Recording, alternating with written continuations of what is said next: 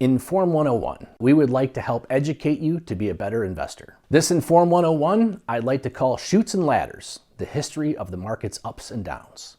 So when you were a kid, as I was, I liked to play the game Chutes and Ladders. If you remember correctly, you roll a dice, you take your turn, and you're gonna climb up a ladder, and that's kind of a slow way to move forward, and you're trying to win this game that I'm going to kind of relate back to investing and the game of life and make investments that grow as you go up these ladders. But occasionally, based on chance and uncertainty and no one knew when, you ended up landing on a chute. And remember the chute? Like you drop down levels very quickly.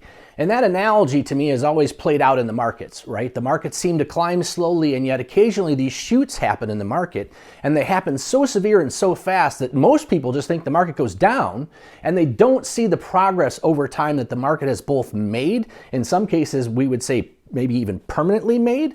All they see is these temporary declines, because just like the games of Chutes and Ladders, if you play the game long enough, everybody gets to the end. Because that's what happens with that Chutes and Ladders game. And what I've found is, in the end, with enough time that's passed, long-term investing can be quite rewarding. So I want to show you an example of what I kind of see in the form of the markets in this concept of Chutes and Ladders. So let's talk about the chutes, shall we? This is a historical chart that I want to show you, and it's going back over examples of chutes. So let's use a recent one, COVID. In 30 days, the market dropped almost 34%. Quite the chute. It was one of the fastest declines in history, actually, and it scared a lot of people. If we wanted to go back before that, you had the financial crisis. And the financial crisis in 2008, the market shot down 49%. And what people don't realize is actually in 2009, the market continued and shot down another 28%. And those were kind of combined, though they transitioned over a calendar year, but that was one long shoot of almost a 50% plus decline. Similarly in 2000, and in fact, if you've been alive for the last 25 plus years, you lived through both of these. 2000 was another one that you actually had back-to-back shoots in those years. Another one was 1990. 1990 was the first Gulf War, and we fell into a recession in the economy, and the market corrected 20%. You landed on a chute with your long-term investments.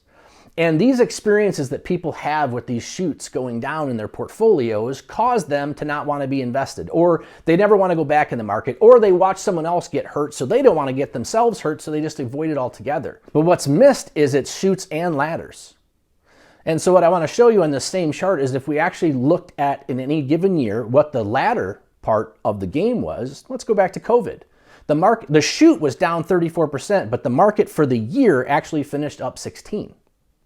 If we go back to the financial crisis, yes, you had this 2-year pullback, very long chute, but what people don't realize is in 2009, though the market top to bottom had a chute that pulled down 28%, finishing off that overall decline that happened in 2008.